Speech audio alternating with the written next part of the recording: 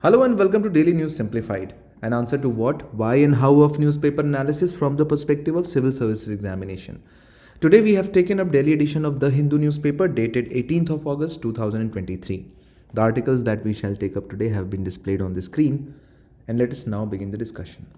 Lokayukta searches 48 locations in Karnataka. So, in a major crackdown, as many as 200 Lokayukta officials on Thursday carried out simultaneous searches across 48 different locations across Karnataka and seized movable and immovable properties worth crores, which is disproportionate to their known sources of income, is a news which has appeared on page number 6. From time to time, the issues related to Lokpal as well as Lokayukt appear in the newspaper frequently, and we have found out that in recent past we have not covered either Lokpal or Lokayukt. But it is very important for us to cover these topics, because if you look at the syllabus of GS paper 2, we have statutory, regulatory and various quasi-judicial bodies as a part of your syllabus. Apart from that, under the governance part, important aspects of governance, transparency and accountability. Transparency, accountability and institutional and other measures are a part of your syllabus. And if you look at why the Lokpal and Lokayukta Act 2013 was formed, you can clearly see that it directly correlates with the syllabus, although it is not directly mentioned there. Because if you remember, under the leadership of social activist Anna Hazare, thousands of people across the country staged impassioned protests and demonstrations, all echoing the demand for a watchdog authority, an ombudsman body called Lokpal, to fight rampant corruption in the echelons of power.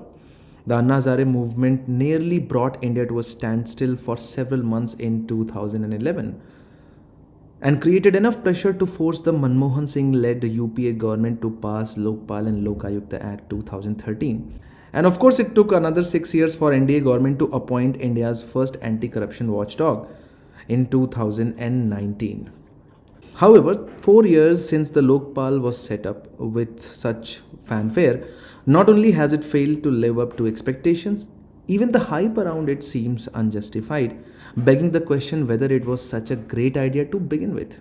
Because according to the statistics available on Lokpal website, a majority of the complaints so far have been frivolous or outside the jurisdiction of Ombudsman. There has also been a sharp decline in the number of complaints, even frivolous ones, over the years, and just few complaints were lodged in first 1 year of the commencement of the Lokpal. And so in this regard, it is important for us to understand what was the need to set up Lokpal, because we have so many anti-corruption agencies. We have CBI, we have Central Vigilance Commission, we have anti-corruption bureaus in the state, and so Lokpal was set up. So there must have been some deficit in the corruption management in our country. That's why we needed an independent statutory body. Then what are the salient features of the Lokpal and Lokayukta Act? What are the benefits that we gained from it, and what are the challenges that it still faces? Let us now begin the discussion. So we'll begin by first understanding the meaning of the name Lokpal itself.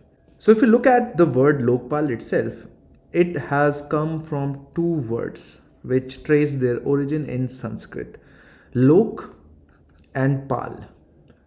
Lok, obviously most of us understand, means people, whereas Pal mean protector or caretaker. So together, Lokpal would mean the protector of the people. The aim of such an institution is to eradicate corruption at all levels of Indian polity. And we know that for a nation to develop, it needs to have an extremely well organized and meticulously planned such organization. Because we should understand that failure of administration to curb the corruption reflects on its growth. And the biggest reason for the failure of administration can be attributed to the ills of corruption. And if you look at the state of administration overall in our country, there are several deficiencies in our anti-corruption system, because of which, despite overwhelming evidence against the corruption, no honest investigation and prosecution takes place, and the corrupt are hardly punished. And so when we have to talk about why is there an independent institution needed to check the corruption, we have to first understand that there are a lot of deficiencies in our anti-corruption mechanisms, because of which, despite overwhelming evidence against the corrupt, there is a stark lack of investigation. And since investigation is not independent and unbiased, there is barely any prosecution in matters related to corruption. And so, most of our agencies, like Central Bureau of Investigation, which has been called as caged perished by Supreme Court, state vigilance departments, internal vigilance wings of various departments, anti-corruption branch of state police are not independent. Ultimately, all of them are under the direct control of the executive. And when the cases are brought against people belonging to the ruling party or the officers favored by the ruling party, cases are usually not taken up or the investigation is usually hushed up. And so, in most cases, they have to report to the same people who are either themselves accused or are likely to be influenced by the accused. And so, most of the cases taken up by these agencies are usually against the members of the opposition party. Apart from that, some bodies like Central Vigilance Commission and Lokayuktas or the state ombudsman, which are created under the state laws, they are independent but they do not have any power. They are powerless organizations. They have been rendered into just advisory bodies. They can conduct their investigations, but whatever the reports they submit are not binding on the state government. They give two kinds of advice to the governments: to either impose departmental penalties on any officer or to prosecute him in court. And the experience shows that whenever the advice is tendered by a state lokayukt to the state government, the advice is not usually followed. Apart from that, if you look at it, there is a clear-cut lack of transparency and internal accountability. Presently, there is not any separate and effective mechanism to check if the staff of these anti-corruption agencies turn corrupt. That is why, despite so many agencies, corrupt people rarely go to jail. And in fact, corruption has become a high profit, zero risk business. And so there is absolutely no deterrence against corruption.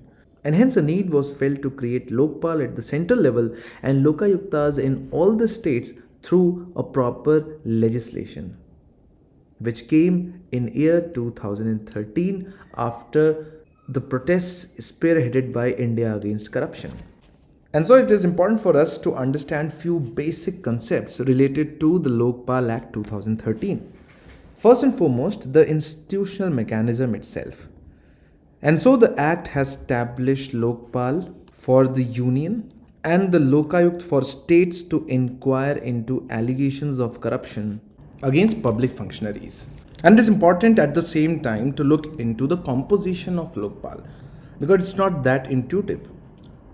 And so according to the Act, the Lokpal will consist of chairperson and a maximum of 8 members. So in total there would be 8 members, of which 50% of the member should be judicial members, and at any point of time the 50% of members should come from SC, ST, OBC, minority and women. So this is the condition that has been implemented through the Lokpal Act 2013. Apart from that, its appointment procedure is also very unique because it involves 2 stages. The stage 1 involves search committee, which recommends a panel of names to the high power selection committee. And this high power selection committee comprises of very unique combination: Prime Minister, Speaker of Lok Sabha, Leader of Opposition, Chief Justice of India, and an eminent jurist nominated by the President based on the recommendation of other members of the panel. So you can see that the selection committee consists of 5 members who will decide on the final name of the people to be appointed here on the basis of the names submitted to them by the search committee. And so you can see, and ultimately the final selection shall be done, and ultimately the appointment shall be done by the President of India. So the final notification shall come from President. Now, as far as the jurisdiction is concerned, this is the most important aspect of Lokpal. The jurisdiction of Lokpal extends to Anyone who is or has been the Prime Minister of India, or Minister in the central government, or the Member of Parliament, as well as all officials of the Union government under Group A, B, C, as well as D. So you can see that almost everyone belonging to the executive branch as well as the legislative branch of the union government comes under the purview of the Lokpal. Of course, some level of immunity has been provided for the Prime Minister. Now, there is not a complete exemption, there is a partial exemption which has been given to the Prime Minister, because it does not allow a Lokpal inquiry if the allegation against the Prime Minister relates to either the matters related to international relation, external or internal security, public order, atomic energy, or space technology. So you can see that important critical matters on which the discretion and the secrecy of this step is of utmost importance has been kept out of the purview of the Lokpal. So if there is an allegation against the Prime Minister, for example, let's say relating to the licensing of a coal block, then Prime Minister is within the purview of Lokpal. But if there is allocation of fund for, let's say, research and analysis wing, or for that matter funding of diplomats for carrying out certain activities in USA, that is outside the purview of the allegations against corruptions, which can be looked under or by the Lokpal. But apart from that, even in these matters, even when the Lokpal has the power to try Prime Minister, then also there is a very, very important aspect that you should keep in mind. Apart from that, one very important aspect that you should keep in mind, that although Prime Minister is exempted from the purview of Lokpal in certain matters, and under certain matters and under the rest of the matters, Lokpal can try Prime Minister, but when Lokpal has to try Prime Minister, that probe cannot be taken up unless the full Lokpal bench considers the initiation of inquiry and at least two-third of the members of Lokpal approve of it. So for example, let's say if Lokpal at one point has complete 8 members, so 8 into 2 by 3, at least approved by at least 6 members. So even in those matters in which Prime Minister can be tried by Lokpal, it has to be approved by at least two-thirds of the members of Lokpal. And of course, such an inquiry against the Prime Minister is to be held in camera, and if Lokpal comes to the conclusion that the complaint deserves to be dismissed, the records of the inquiry are not to be published or even made available to anyone. Now, when it comes to the powers with respect to CBI or Central Bureau of Investigation, this has been one of the most contentious issues of our investigating wing.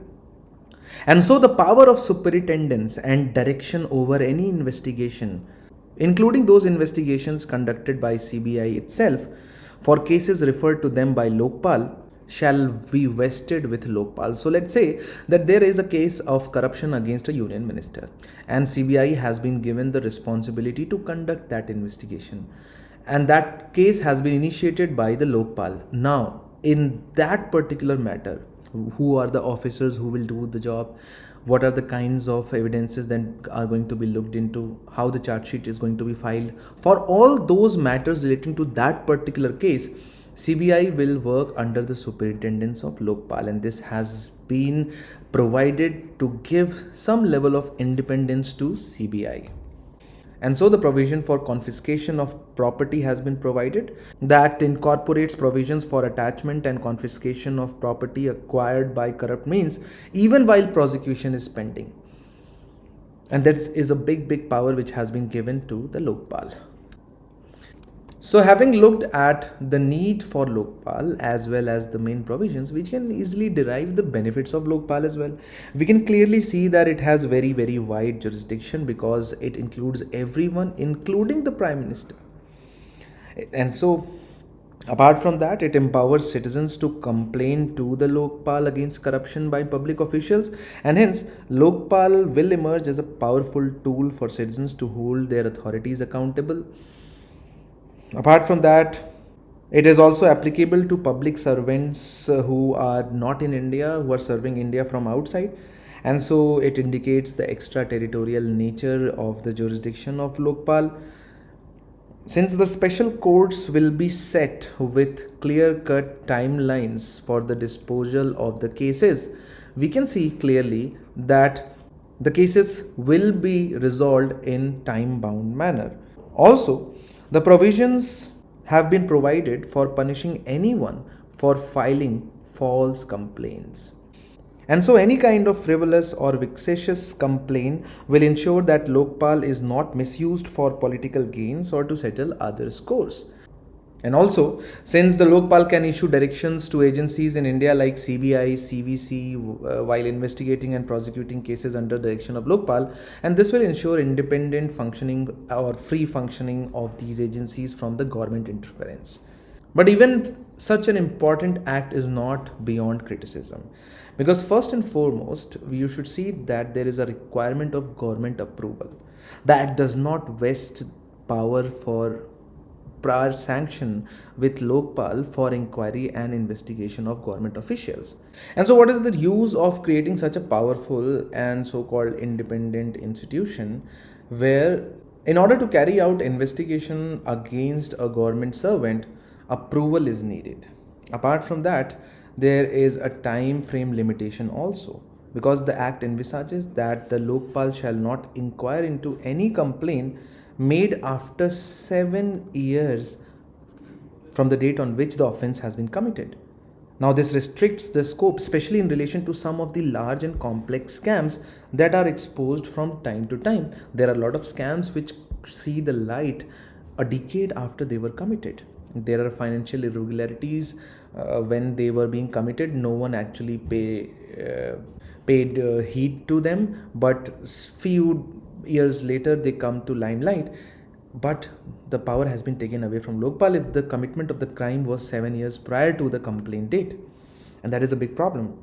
Apart from that, Lokpal has been deprived of the authority of taking suo motu cognizance of the cases of corruption and maladministration. Suo motu means on its own. So let's say the members of Lokpal read a newspaper in the Hindu where it has published some irregularity in the administration of some scheme and involvement of minister.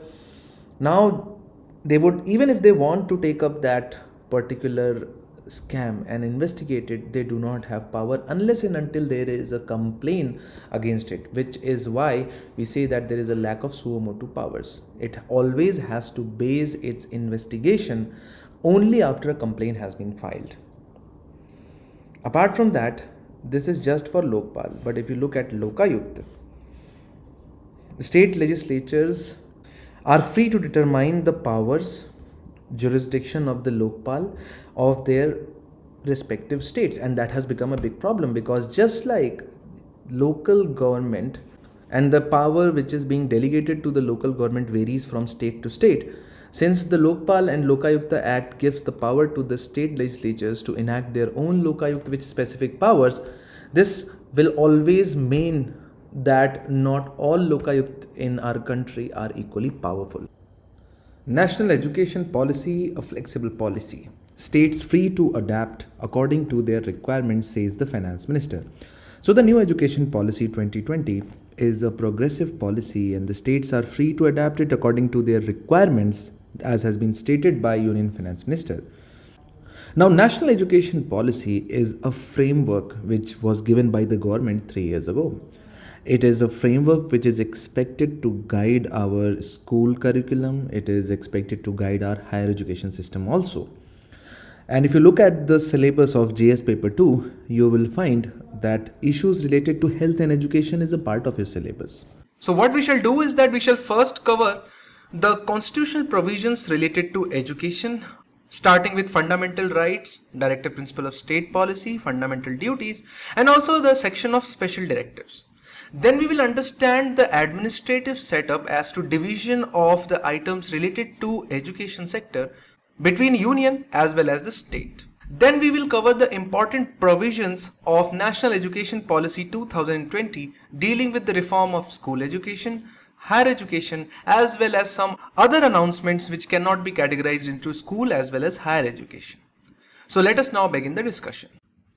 So it is always a good idea to start with constitutional provisions regarding anything related to polity, social issues. You should be well aware of the articles and the provisions dealing with almost anything given in the UPSC syllabus.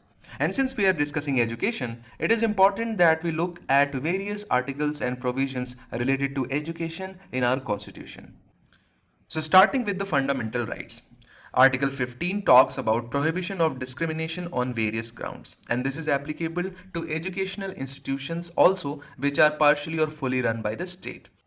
And in that, if you focus on clause 5, which was inserted by 93rd constitutional amendment, it talks about advancement of any socially and educationally backward classes of citizens or the citizens from scheduled tribes and scheduled caste sections, as far as that advancement deals with their admission to educational institutions, including private educational institutions, whether aided or unaided by the state, other than the minority educational institutions given in Article 30. So you can see that although this particular article is focused on advancement of education of a particular classes of citizens, but nonetheless, they are the ones who have been denied, and hence it makes sense.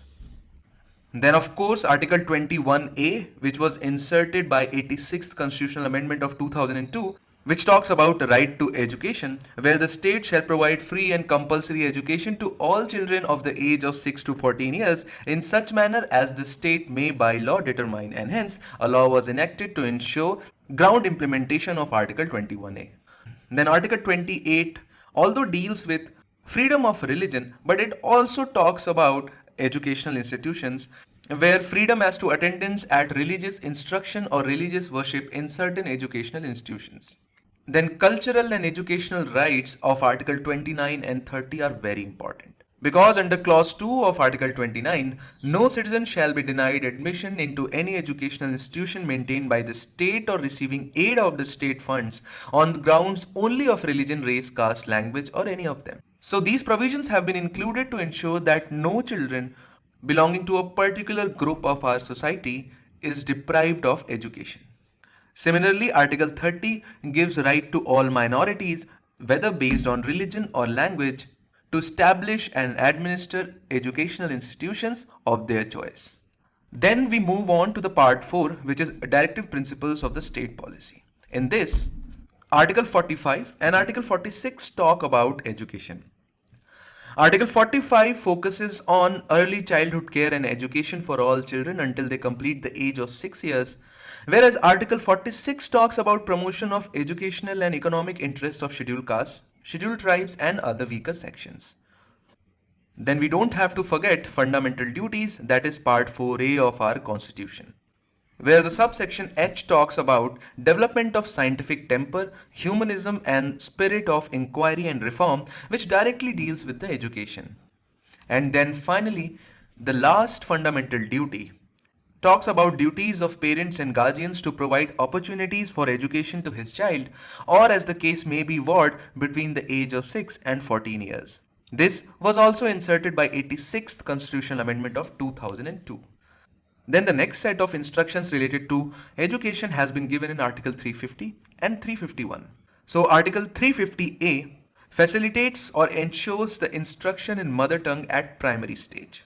It calls upon the state to make sure that every local authority within the state provides adequate facilities for instruction in mother tongue at primary stage of education to children belonging to linguistic minority groups. And Article 351 gives directives for development of Hindi language, according to which it shall be the duty of the Union to promote the spread of Hindi language. So these were the constitutional provisions with respect to the education. But what about the administrative setup, or what about the division of the responsibility between union and state? And as you know that is decided by the provisions of the 7th schedule. So let's now understand various provisions of the 7th schedule to get a better idea as to whose responsibility it is to educate Indians, whether it is state or center or both. So here we are with the 7th schedule. So as you know that there exists a set of universities known by the name of central universities, for example, Banaras Hindu University, Jawaharlal National University, or Aligarh Muslim University. So, any institution declared by Parliament by law to be an institution of national importance comes under the purview of Centre and is governed by the provisions of List 1 of Schedule 7. Similarly, institutions for scientific or technical education financed by Government of India wholly or in part and declared by law to be institution of national importance. For example, IITs, IIMs, Indian Institute of Science Education and Researches, NITs, Indian Institute of Science. So all these institutions come under the umbrella of central institution and they are governed by central government. Similarly, Article 65 talks about setting up of agencies by the union government for professional, vocational or technical training, including the training of police officers. As you know, there is a police academy in Hyderabad.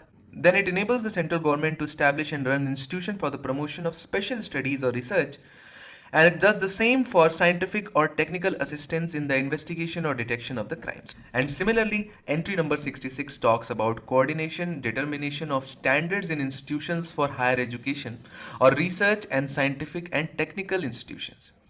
And for that purpose, you have a lot of organizations, for example, CSIR, UGC, all have been set up and run by central government. So this is it as far as the list 1 is concerned. So you can see that a very small subset of overall education comes under the purview of central government, or you can say the center, which mainly deals with research, higher education, coordination, collaboration, and few central universities. And now we move on to the state list, where the entry number 12 tangentially talks about education because it gives the powers to the state to set up libraries, museums, and other similar institutions controlled and financed by state. But this is the only provisions which directly gives powers to the states as far as education is concerned. And let us now look at the provisions of concurrent lists, that is the list 3, wherein the entry number 25 talks about education, including technical education, medical education, and universities, subject to the provisions of entries 63, 64, 65 and 66 of list 1, which we have already discussed, as well as vocational and technical training of labor. So power dealing with education has been given both to center as well as the state. Similarly, entry number 26 talks about legal, medical and other professions. So according to this, both center as well as state government can take necessary steps for development of legal field, health field, as well as other professional fields. So we saw that list 1, which is also the union list, demarcates the exclusive responsibility of the central government. Similarly, list 2, which is a state list, specified the functions and responsibility which shall be performed by state governments. And list 3 is concurrent list, which specifies the joint responsibilities of center and state government. So in overall, the central government formulates the general policies and gives directions as well as the financial aids, and responsibility of implementing these policies is shared by both center and the state. And as a furtherance of this policy making responsibility which has been given to the center in our constitution, the government has come up with this new education policy 2020. So let us now begin the discussion on the provisions of National Education Policy 2020 dealing with the school education sector. Now, first and foremost, it is important to know that this policy aims for universalization of education, but this universalization of education is not new. You already know that through RTE, the education has been universalized, but that is the school education.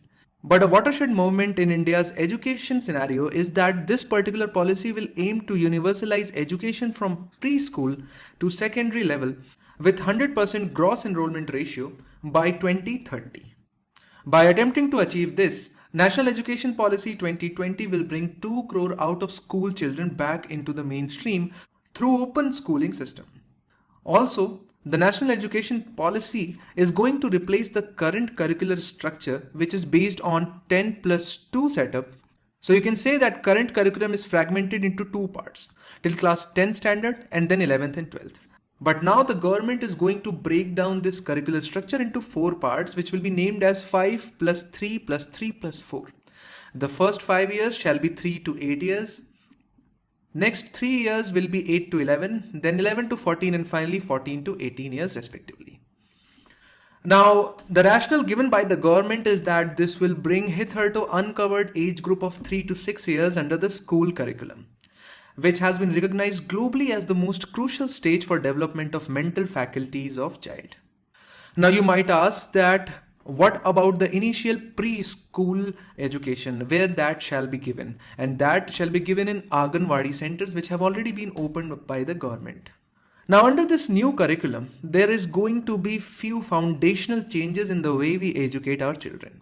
Now if you are reading newspaper, you must be following the reports on education released by an NGO called Pratham, and the reports are known as ASAR. And you must have seen that how the students of class 5 were not able to solve the mathematics and vocabulary questions of class 2, which means that there is a lot of deficit in our educational achievement, and hence under the new education policy a special emphasis shall be laid on foundational literacy as well as numeracy. So now you can see that how actions of non-governmental organizations impacts the functions of the government.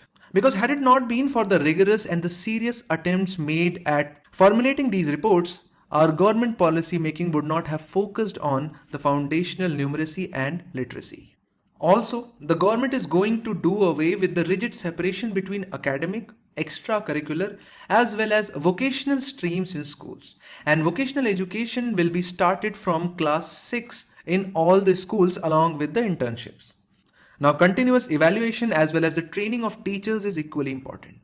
And hence, National Curriculum Framework for Teacher Education or NCFTE 2021 will be formulated by NCTE, which will be done in consultation with NCERT. And the idea is that by 2030, the minimum degree qualification for teaching will be a 4-year integrated B.Ed degree. And one of the highlighting features of this particular policy dealing with the school education is its emphasis on the language of instruction, and that shall be mother tongue will be made compulsory for instruction method for teaching up to at least grade 5. And also the national education policy clearly highlights that no language will be imposed on any student. So now you can understand that how important was the inclusion of these issues into national education policy. Of course, not only these steps will enable better learning outcomes for our children, but at the same time, they are going to go a long way in assuaging the doubts of a lot of regional political parties. So these are the important provisions dealing with the reforms which has to be brought about in school education through NEP 2020. This next news item, 4-year UG courses in, MPhil out in new education policy, appears on page number 1, and it talks about the reforms which have been brought in National Education Policy 2020 in the field of higher education. So let us now discuss these provisions. Under higher education sector, the government wants to increase gross enrollment ratio to 50% by 2035, and for that 3.5 crore seats are to be added in our higher education sector. Now, one of the long-standing problem of higher education in India has been its rigidity as well as lack of creativity in higher education. Now, all the viewers are either in later stages of their undergraduation or might have passed them. And you know that in most of the colleges and universities in our country, how difficult it is to pursue multidisciplinary courses. Taking a simple example, how difficult it is for a person to pursue few of the courses in medical as well as taking other credits from legal field or from LLB courses. You can obviously understand that it is unthinkable. But you can also at the same time understand that if we want to have world-class lawyers and legal professionals, it is important that they be allowed this kind of freedom. So now the higher education policy has taken the first steps towards what we are talking about.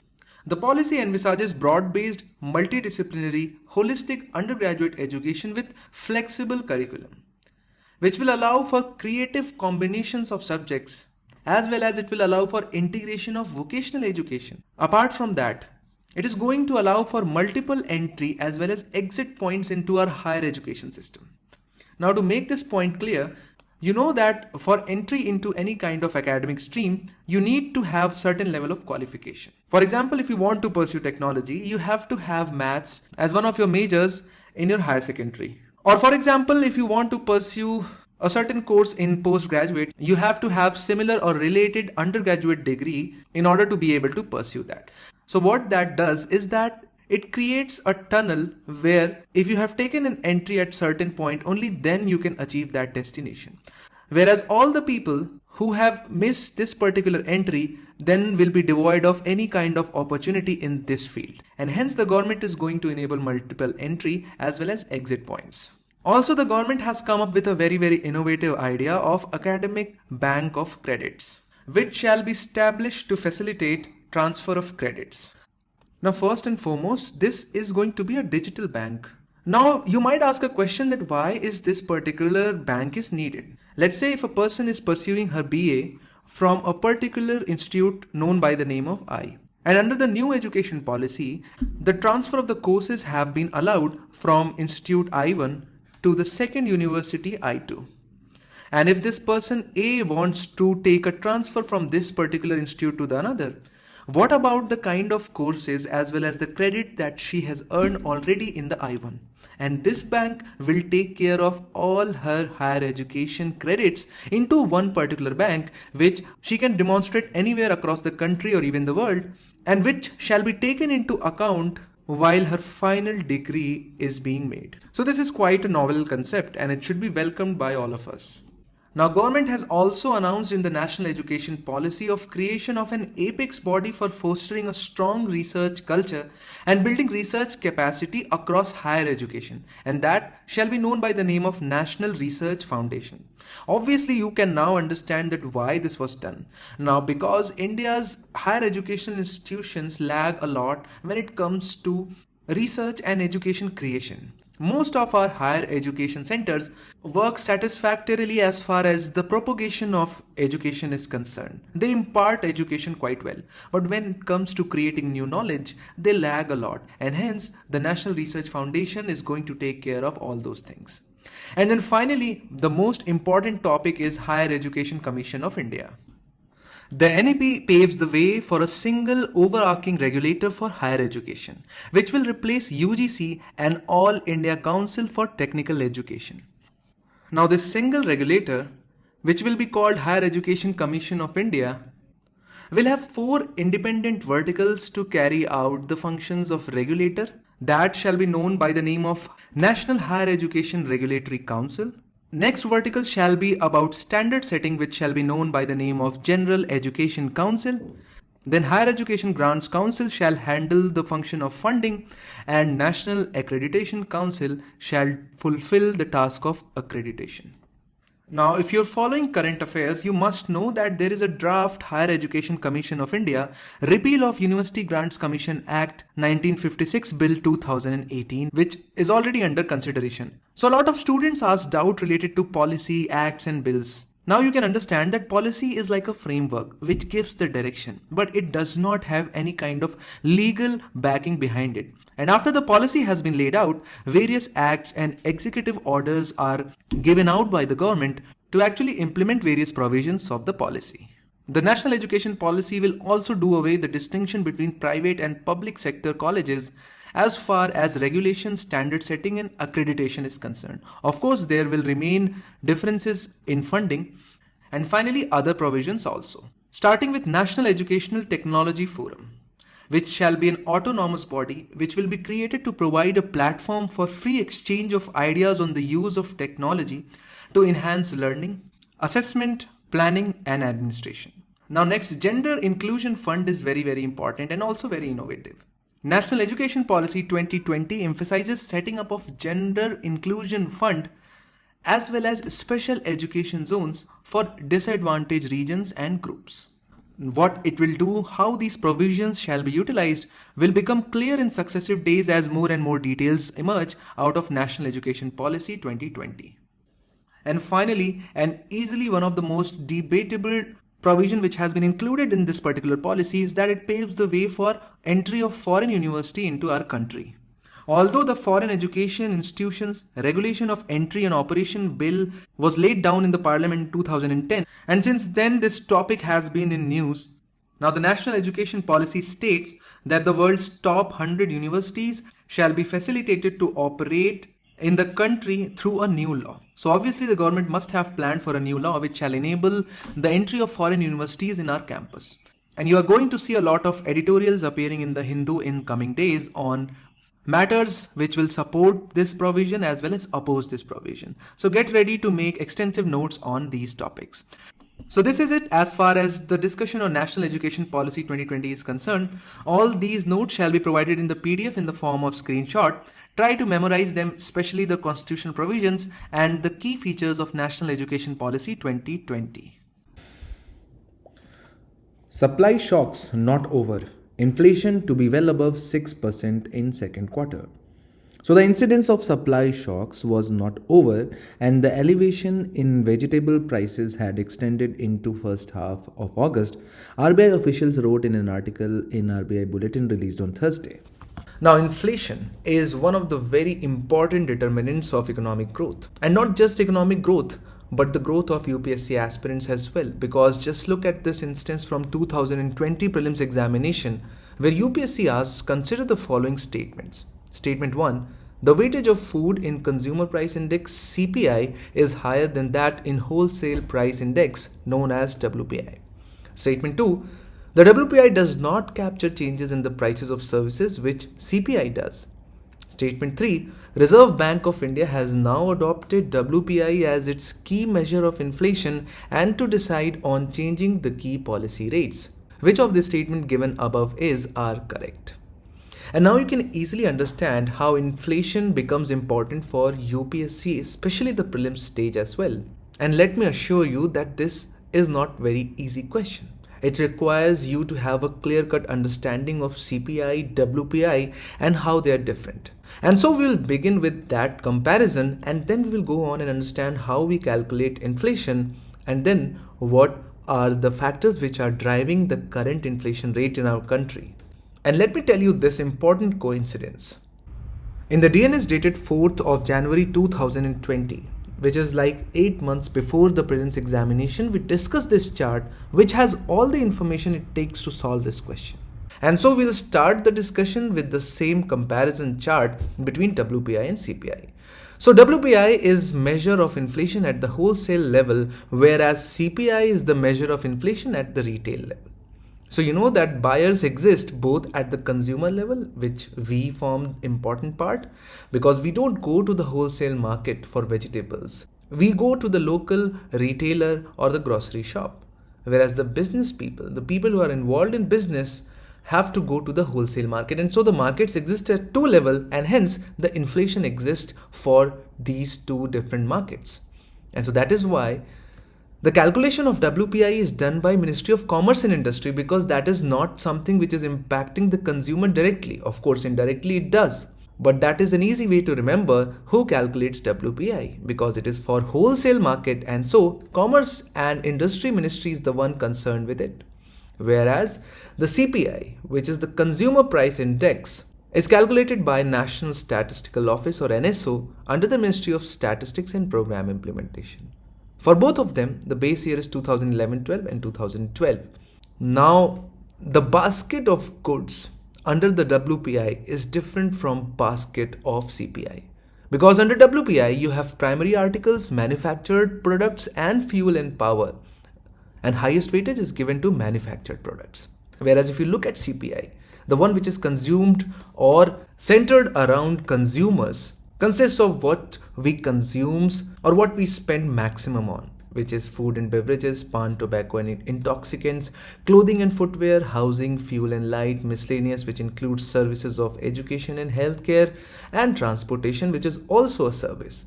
But the highest weightage is given to food and beverages.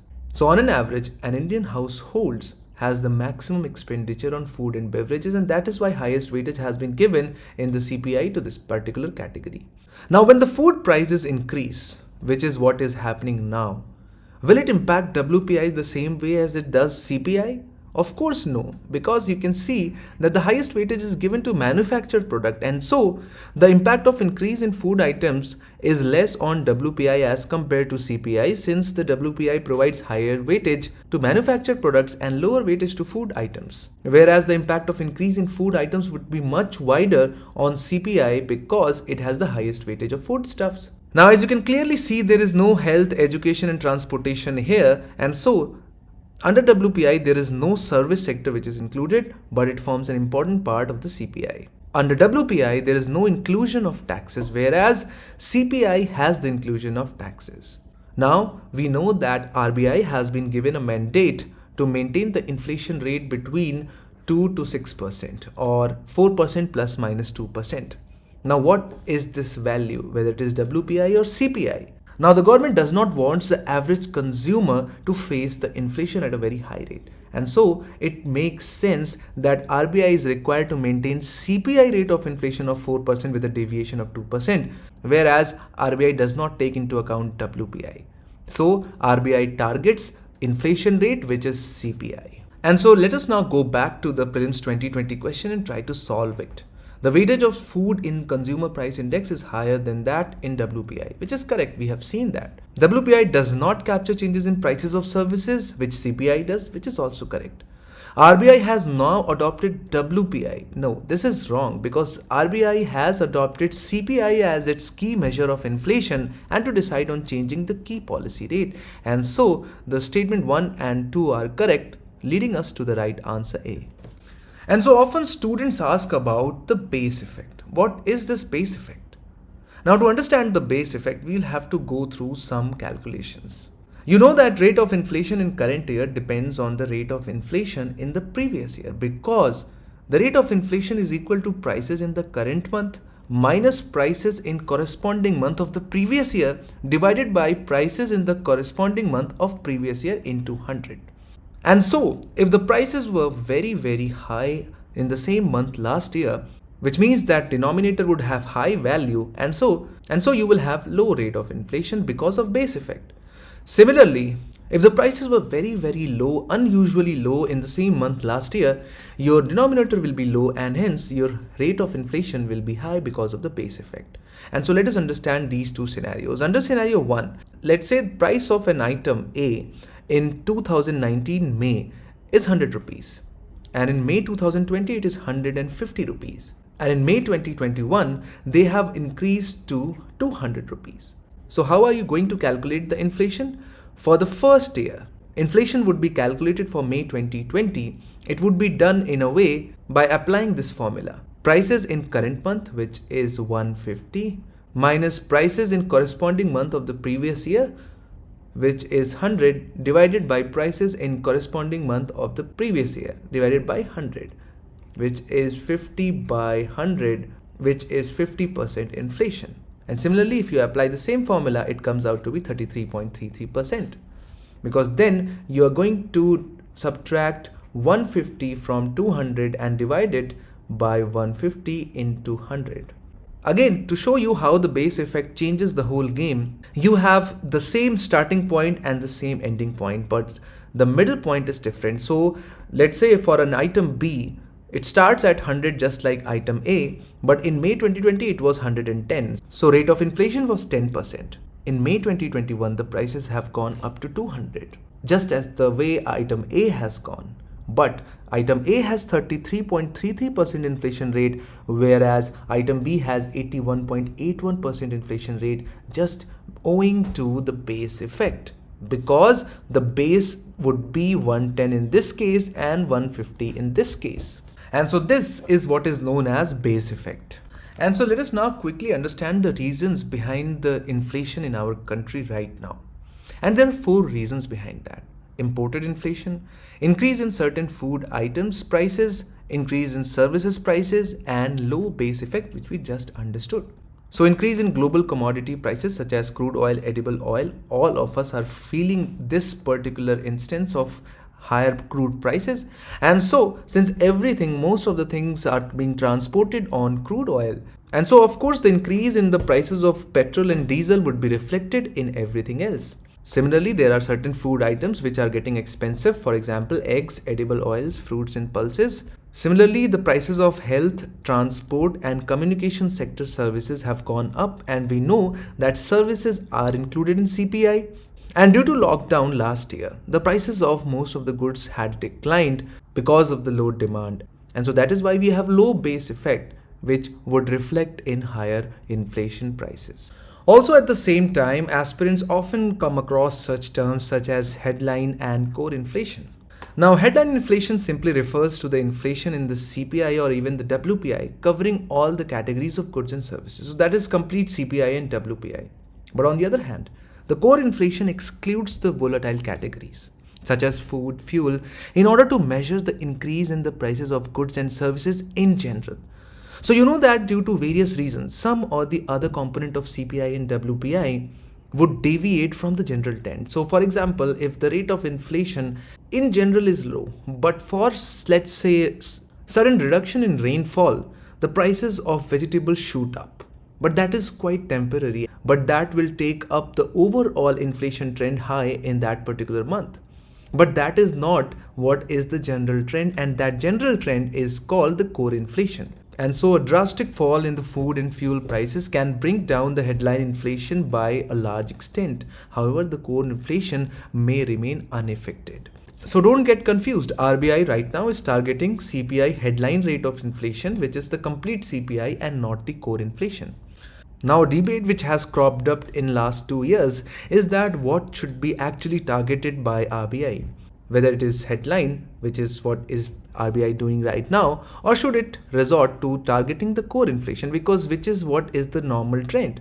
And so in this regard, Economic Survey has highlighted that the sole focus on CPI headline rate of inflation may not be appropriate on account of number of reasons. And accordingly, it has recommended that a greater focus on core inflation is warranted because of 4 specific reasons. First, headline inflation may take place due to volatility in prices of crude oil and food commodities over which RBI has no control. For example, failure of monsoon, lack of cold chain infrastructure, supply side bottlenecks usually lead to increase in food prices. And accordingly, RBI changes its monetary policy, which is going to have no impact on this particular inflation. Similarly, increase in crude oil prices, the import of crude oil prices is not connected with the monetary policy of RBI. But RBI is changing its monetary policy as a result of these increase in prices. Then second, most of the time inflation in food commodities is transitory and may not require any policy change by RBI. It could be just a 1-month phenomena. But RBI comes up with a policy for 3 months, and so that could not be justified. Third, if the RBI tries to control inflation due to volatility in prices of food commodities, it can prove to be counterproductive. For example, to control inflation, rate of interest would increase, which will lead to decline in investment and consumption expenditure, which will result in economic slowdown. And lastly, to measure inflation correctly, weightage must be assigned to different categories of commodities depending upon their share in the household expenditure. Higher the share, higher should be the weightage. And the share of food commodities in household expenditure has declined since 2011-12. Yet the CPI gives a weightage of around 45% to food commodities, as we have already seen. So I hope with this discussion, it was clear to you as to what the inflation, especially the WPI and CPI differences, headline and core differences, and how the base effect impacts the rate of inflation. Let us now move on to the question of the day.